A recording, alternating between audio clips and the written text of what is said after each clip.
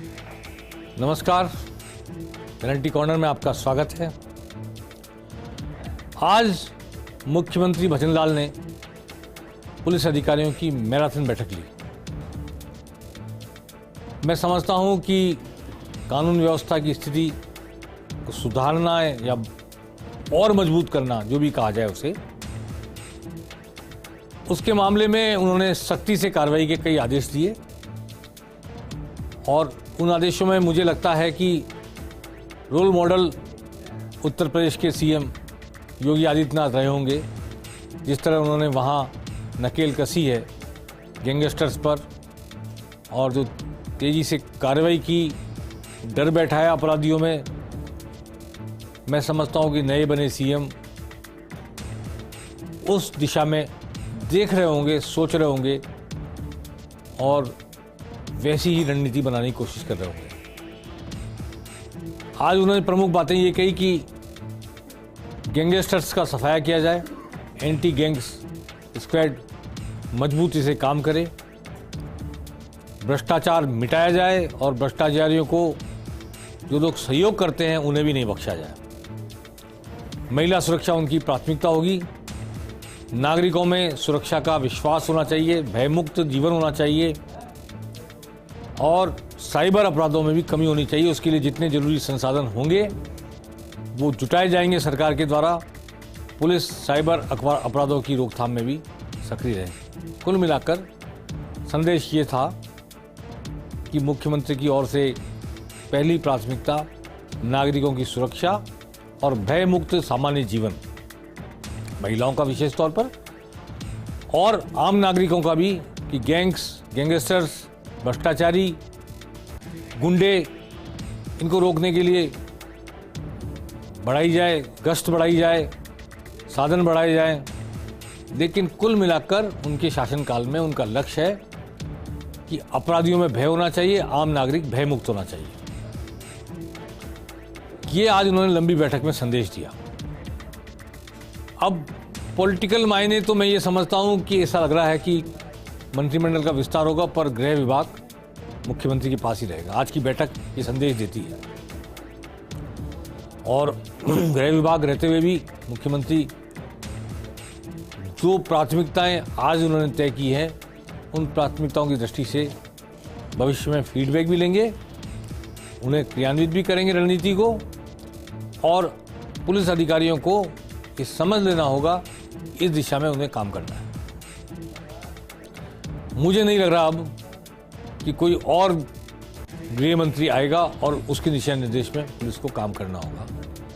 मुख्यमंत्री के आज के संदेश से, आज की एक्टिविटी से, आज की बैठक से ऐसे संकेत मिल रहे हैं। आमतौर पर ये परंपरा सी बन गई है कि मुख्यमंत्री वसुंधरा हों चाहे अशोक गहलोत हो, 2-3 बार से, कि गृह मंत्रालय और गृह विभाग समझे, मंत्रालय तो केंद्र में होते हैं, गृह विभाग और वित्त विभाग दोनों की जिम्मेदारी मुख्यमंत्री अपने हाथ में रखता है। इससे प्रदेश की कानून व्यवस्था और प्रदेश की अर्थव्यवस्था दोनों कंट्रोल की जाती है और मुख्यमंत्री की प्राथमिक जिम्मेदारी होती है खजाना खाली ना हो, तनख्वाहें टाइम पे बटें, काम रुके नहीं जन कल्याण के, और दूसरी प्राथमिकता ये भी होती है कि कानून व्यवस्था कायम रहे, लोग भयमुक्त जीवन जी सकें।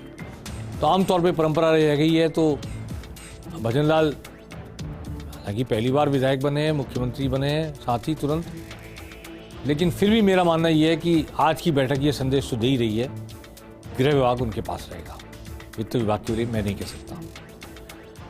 मंत्रिमंडल के गठन की बातचीत चल रही थी। मैंने कल भी कहा था कि रविवार को हो सकता है या सोमवार को हो सकता है।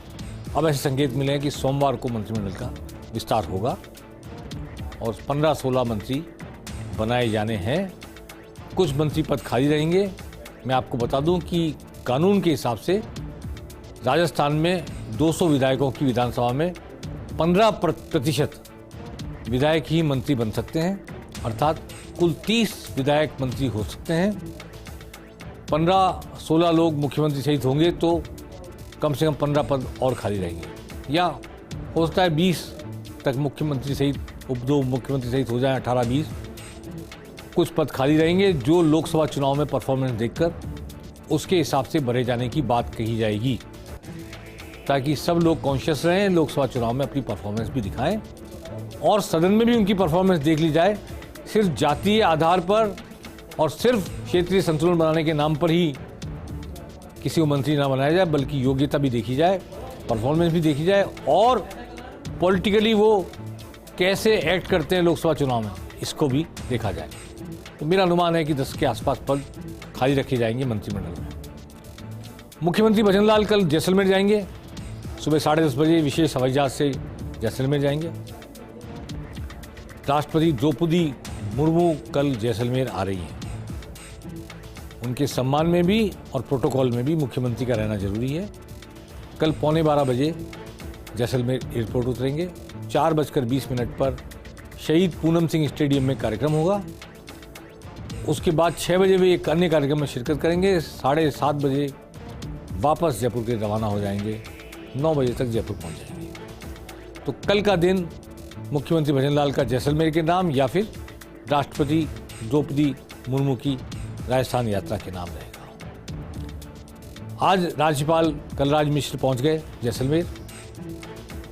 वहां से वो एयरफोर्स के केंद्र में गए हैं, वहां रहेंगे शायद रात में, और राष्ट्रपति भी शायद वहीं आएंगी। तो राज्यपाल कलराज मिश्र का आज वहां पर अधिकारियों ने स्वागत किया। संभागीय आयुक्त ने, आईजी पुलिस ने, एसपी कलेक्टर्स ने, और इन सब ने आज वहां पर राष्ट्रपति के आने की यात्रा का पूर्वाभ्यास करते हुए सिक्योरिटी चेक भी किया। सिक्योरिटी चेक किया कि कैसे वहां पर व्यवस्थाएं की जाए कि राष्ट्रपति की सुरक्षा में कहीं कोई चूक न रह जाए, और इस दृष्टि से काफ़ी हद तक वहां पर आज हाई अलर्ट पर पुलिस रही। खुफिया पुलिस वहाँ मौजूद रही चप्पे चप्पे पर, क्योंकि पाकिस्तान से लगा हुआ इलाका है जैसलमेर, इसलिए पूर्ण सतर्कता बरती जा रही है और हाई लेवल पर इसको लिया जा रहा है। आईजी वहाँ पे मौजूद थे जोधपुर के। खुफिया पुलिस वहाँ पूरी चप्पे चप्पे पर है और कोशिश की जा रही है कि पूरी यात्रा निर्विघ्न और सुरक्षित तरीके से हो। किसी भी राज्य में जब राष्ट्रपति जाती हैं तो ये सरकार का खुफिया तंत्र, सरकार की सुरक्षा व्यवस्था, सरकार की पुलिस सब चाक चौबंद हो जाते हैं, हाई अलर्ट पर होते हैं। क्योंकि राष्ट्रपति वहाँ रहेंगी इसलिए राज्यपाल भी वहाँ रहेंगे प्रोटोकॉल में, और राजस्थान के मुख्यमंत्री भी कल वहाँ रहेंगे। हो सकता है नवनियुक्त विधानसभा अध्यक्ष भी वासुदेव देवनानी भी कल जैसलमेर जाए, संभावना इस बात की भी है। आज दिल्ली में लोकसभा चुनाव की तैयारियों को लेकर बैठक हुई भाजपा की। प्रधानमंत्री नरेंद्र मोदी पहुंचे, राष्ट्रीय अध्यक्ष जेपी नड्डा के साथ साथ अमित शाह, तमाम बड़े पार्टी के पदाधिकारी, उपाध्यक्ष वसुंधरा राजे भी मौजूद थी, और संगठन महामंत्री और प्रदेश अध्यक्ष भी वहाँ राजस्थान के नहीं पूरे देश के पहुँचे, सभी जगह के, राजस्थान सहित। और पूरी राष्ट्रीय कार्यकारिणी क्षमा करें, कार्यकारिणी के पदाधिकारी वहाँ मौजूद थे, मंत्रिमंडल के प्रमुख लोग मौजूद थे, और विभिन्न राज्यों के प्रभारी भी मौजूद थे। इसमें सरकार की योजनाओं को जनता तक कैसे पहुंचाया जाए, इस पर चर्चा हुई। अगले 2-3 महीनों में राम मंदिर को लेकर जनता में जो भावनाओं का ज्वार उठेगा उस पर चर्चा हुई। जो सांसदों का निलंबन हुआ उसे लेकर भी हल्की फुल्की बात की गई। भाजपा की बैठक कल भी आयोजित होगी, और बैठक में राजस्थान की बीजेपी को लेकर भी अपडेट किया गया, बताया गया कि क्या परिणाम आए, क्यों आए, कैसे आए, और आने वाले समय में कैसे चुनाव लड़ा जाएगा लोकसभा का राजस्थान में। तो एक हाई लेवल की इस मीटिंग के जरिए ये संदेश दिया गया कि चुनाव नरेंद्र मोदी के नाम पर ही लड़ा जाएगा, और मोदी की गारंटी, मोदी की जीत, मोदी का नाम, मोदी का चेहरा, और मोदी के आह्वान पर देशभक्ति की बात, देश को आगे बढ़ाने की बात, हिंदुत्व आदि सारे मुद्दे जो प्रचलित हैं, चर्चित हैं, परंपरागत मुद्दे हैं भाजपा के, इन्हीं सब के आधार पर मोदी के चेहरे पर लोकसभा चुनाव लड़ा जाएगा। उन्हीं के नाम पर वोट मांगे जाएंगे, और उम्मीद कर रहे हैं कि उत्तर भारत की बेल्ट, पूर्वोत्तर भारत, ये सब मोदी के नाम पर वैसे ही वोट करेंगे जैसे राजस्थान, मध्य प्रदेश, छत्तीसगढ़ में वोट हुआ है। साउथ इंडिया का क्या होगा, ये अभी इनकी रणनीति बताएगी जब सामने आएगी। अभी कहा नहीं जा सकता, लेकिन अरुणाचल से लेकर गुजरात तक, जहां राहुल गांधी भी अपनी यात्रा निकालने की बात कह रहे हैं, 22 जनवरी को राम मंदिर के प्राण प्रतिष्ठा महोत्सव पर देश में जो एक और नई दिवाली मनेगी, वो दिवाली कैसा विचार, कैसी विचारोत्तेजकता, कैसा सम्मोहन, कैसा आकर्षण भाजपा के प्रति और नरेंद्र मोदी के प्रति पैदा करेगी और विपक्ष क्या उसका मुकाबला कर पाएगा, ये यक्ष प्रश्न राजनीतिक गलियारों में उठ रहा है। फिलहाल राम मंदिर के प्राण प्रतिष्ठा महोत्सव के लिए तैयारियां हो रही हैं, ज़बरदस्त तैयारियां हैं। 22 तारीख को अयोध्या में सभी होटल और धर्मशालाओं के रिजर्वेशन कैंसिल कर दिए गए हैं। सिर्फ वही लोग अयोध्या में रह पाएंगे जिनके पास उस समारोह का निमंत्रण होगा। समारोह में शिरकत करने के लिए जिन्हें बुलाया जाएगा देश भर से, वही लोग उस दिन अयोध्या में प्रवेश कर पाएंगे, अयोध्या में रह पाएंगे। बाकी सबको अयोध्या छोड़ना पड़ेगा या अयोध्या जाने का इरादा छोड़ना पड़ेगा। ऐसी व्यवस्था वहां की जा रही है। अब चुनाव में जो तैयारी कर रही है बीजेपी, उसमें हर जिले में कॉल सेंटर बनाने की बात है। 16 जिलों में राजस्थान में बीजेपी के मुख्यालय हैं पहले ही से, जिला मुख्यालय। बाकी जगह किराए के भवन लेकर बीजेपी के कार्यालय खोलकर कॉल सेंटर बनाए जाएंगे। कॉल सेंटर के जरिए जनता को कॉल कर फ़ोन करके जागरूक किया जाएगा, बताया जाएगा मोदी सरकार की, नरेंद्र मोदी की उपलब्धियों के बारे में, और वोट देने की अपील की जाएगी। इस तरह चुनाव का अपडेट हर जिलेवार लिया जाएगा डाटा कलेक्ट करके, और पूरी तरह हर लोकसभा क्षेत्र में बिसात बिछाई जाएगी, कहीं कोई चूक ना रह जाए, कहीं कोई गलती ना हो जाए। भाजपा ने इतनी तेजी से तैयारी शुरू कर दी है, क्या इंडिया गठबंधन एकजुट होकर इसका मुकाबला कर पाएगा, या उत्तर प्रदेश, बंगाल, बिहार के क्षत्रपों, क्षेत्रीय पार्टियों से लड़ने भिड़ने में ही कांग्रेस की ऊर्जा नष्ट हो जाएगी। आम आदमी पार्टी पंजाब में ठेंगा दिखा देगी, जम्मू कश्मीर में कैसे सामंजस्य होगा। हालांकि कांग्रेस ने अपनी कमेटी बना ली है जिसमें अशोक गहलोत भी शामिल हैं सीटों के बंटवारे को लेकर, लेकिन ये शंका चहुं ओर जाहिर की जा रही है कि क्षेत्रीय पार्टियां कांग्रेस को तवज्जो नहीं देंगी। खासतौर पर अखिलेश यादव को लेकर ये बात कही जा रही है। ममता बनर्जी के साथ कांग्रेस का कैसे एडजस्टमेंट होगा पश्चिम बंगाल में, और सीपीएम सीपीआई के साथ कैसे एडजस्टमेंट होगा, जो इंडिया गठबंधन में शामिल है लेकिन पक्की दुश्मन है ममता बनर्जी की। तो ये बहुत सारे यक्ष प्रश्न हैं इंडिया गठबंधन को लेके। नहीं कह सकते कि जिस उम्मीद से, जिस कोशिश को करने के लिए ये सब एक हुए हैं, उस दिशा में आगे बढ़कर नरेंद्र मोदी के सामने कोई प्रभावी चुनौती उपस्थित कर पाएंगे या नहीं कर पाएंगे, आने वाला वक्त बताएगा। अब बात करते हैं करणपुर के चुनाव की। गुरमीत सिंह कुन्नर का निधन हो गया था, कांग्रेस के प्रत्याशी का। उनके बेटे को टिकट दिया गया कांग्रेस की तरफ से, और गुरमीत सिंह कुन्नर के बेटे अब इस वक्त कांग्रेस के प्रत्याशी हैं, और सुरेंद्र पाल सिंह टीटी बीजेपी के प्रत्याशी हैं। दोनों मुकाबला है। ये पहली अग्नि परीक्षा होगी भजनलाल सरकार के लिए कि सत्ता में आने के बाद एक चुनाव हो रहा है जो उपचुनाव नहीं है, डेफर्ड चुनाव है। मैं फिर कहना चाहता हूँ, जब किसी रिकॉग्नाइज पार्टी का प्रतिनिधि दिवंगत हो जाता है तो उस पार्टी को एक प्रत्याशी खड़ा करने का मौका दिया जाता है, वैकल्पिक प्रत्याशी, और बाकी प्रत्याशी वही रहते हैं जिनके पहले नामांकन हो चुके होते हैं। तो गुरमीत सिंह कुन्नर के बेटे को नामांकित किया कांग्रेस ने। अब क्या उनके लिए कोई सहानुभूति लहर जन्म लेगी पिता के बाद पुत्र के लिए, या कि सुरेंद्र पाल सिंह टीटी का काम और भाजपा की सरकार बनने के बाद बनी हुई सरकार के साथ विकास की कोई लॉ मिलाने की बात वहाँ के लोग करेंगे? ये देखने वाली बात होगी। इस चुनाव में गजेंद्र सिंह शेखावत भी जाएंगे, मुख्यमंत्री भजनलाल भी जा सकते हैं, सीपी जोशी तो वहाँ जाएंगे, डेरा डालेंगे, और सीपी जोशी वहाँ जा कर के पूरी कोशिश करेंगे कि 199 के बाद ये 200वीं सीट का चुनाव, जो डेफर्ड चुनाव है, इसको भी भाजपा जीते। लेकिन दूसरी ओर कांग्रेस के सारे उम्मीदवार, कांग्रेस सारे नेता, क्षमा करें, सारे नेता वहाँ जाकर डेरा डालने की कोशिश करेंगे।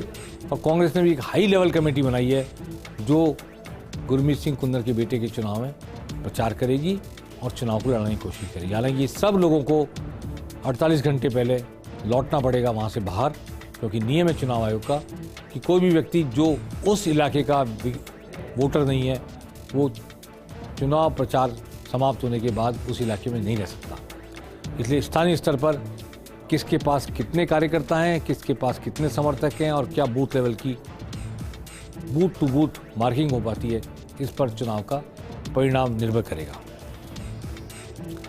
कांग्रेस ने आज पूरे राज्य में प्रदर्शन किया निलंबित सांसदों के मामले को लेकर। जयपुर में प्रदर्शन हुआ, डोटासरा ने भाजपा पर बहुत हमला बोला, भाजपा ने देश में आपातकाल जैसे हालत बना दी है। गनीमत है, आपातकाल की याद तो आई उन्हें, आपातकाल उन्हीं की पार्टी ने लगाया था, लेकिन अब वो बोल रहे हैं बेधड़क उसी आपातकाल के बारे में जो किस समय में कांग्रेस की सरकार ने लगाया था। पर भाजपा पर आरोप लगाया उन्होंने वैसे हालात बना दिए, यानी वैसे हालात बनाना बर्दाश्त करने योग्य नहीं है, योग्य नहीं था पहले भी, ये बात भी वो स्वीकार कर रहे हैं। भाजपा लोकतांत्रिक व्यवस्था में जनता की आवाज़ को कुचल रही है, जनता द्वारा चुने हुए विधायकों को विधायक दल का अधिकार नहीं दिया जा रहा है, वगैरह वगैरह तमाम बातें जो कोई भी पार्टी विपक्ष में आने के बाद करती है, वो सारी बातें डोटासरा ने आज की है। आइए सुनते हैं क्या कहा डोटासरा ने। जो घटना हुई उस घटना के बारे में जानकारी प्राप्त करना चाहते थे और वो ये पूछना चाहते थे कि ये कैसे हुआ, आप इसके ऊपर क्या कार्रवाई करोगे और भविष्य में हमारा लोकसभा और राज्यसभा और सुरक्षित रह सके, इसके लिए सरकार का क्या विजन है, क्या उनका कहना है, इस बात को केवल पूछना चाह रहे हैं। लेकिन अब बहुत पहले से सुन रहे हैं कि देश में गुजरात मॉडल लागू होगा, देश में गुजरात मॉडल लागू होगा। गुजरात मॉडल में दो चीजें प्रमुख हैं, भाई को भाई से लड़ाओ, हिंदू मुस्लिम करो, देश पे राज करो। और दूसरा, अगर कोई बोलना चाहता है,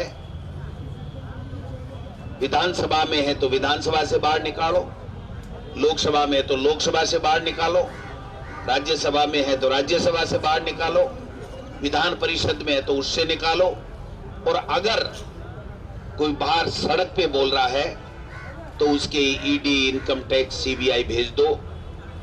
कोई व्यापारी अगर दूसरी पार्टी को चंदा देता है तो उसके ऊपर संवैधानिक संस्थाओं को भेज करके उसको परेशान करो। ये गुजरात मॉडल है। तो ये पहला कार्यक्रम था कांग्रेस के सत्ता पक्ष से उतरने के बाद, प्रतिपक्ष में होने के बाद राजस्थान में। अब हम मिलेंगे सोमवार को। मुझे उम्मीद है कि सोमवार को जब हम मुलाकात करेंगे पेनल्टी कॉर्नर में, तब तक मंत्रिमंडल का विस्तार हो चुका होगा, 15 से 20 के बीच मंत्री बन चुके होंगे। उस विस्तार पर चर्चा करेंगे, खासतौर पर डॉक्टर किरोड़ीलाल मीणा के मंत्री बनने की प्रबल संभावना है, उन्हें क्या विभाग दिया जाता है, इस पर चर्चा चल रही है। कई लोग ऐसे हैं जो चौंकाने वाले नाम होंगे, जैसे मुख्यमंत्री के नाम ने चौंकाया। मंत्रिमंडल में कई लोगों का शामिल होना हमको चौंका देगा और कई लोगों का शामिल नहीं किया जाना भी हमें चौंका देगा। ये बात मैं जाते जाते आपसे कहना चाहता हूं। अब चौंकने की बारी तो है ही, कुछ के मंत्री बनने से और कुछ के मंत्री नहीं बनने से। लेकिन भारतीय जनता पार्टी की सत्ता भीतरी पीढ़ी, भीतर ही भीतर नई पीढ़ी की तरफ जा रही है। इसलिए जोश और होश, अनुभव और नए लोगों का, नई ताजगी का और अनुभव का एक सम्मिश्रण के रूप में विस्तार किया जाएगा, ऐसा मेरा मानना है। और पहली बार जीतकर आए लोगों से कोई परहेज नहीं किया जाएगा। काफ़ी संख्या में लोग दूसरी तीसरी बार, पहली बार जीतकर आए हुए होंगे, ऐसा मुझे लगता है। लेकिन कम से कम 4 से 5 चेहरे अनुभवी भी होंगे। पेनल्टी कॉर्नर में आज बस इतना ही। नमस्कार।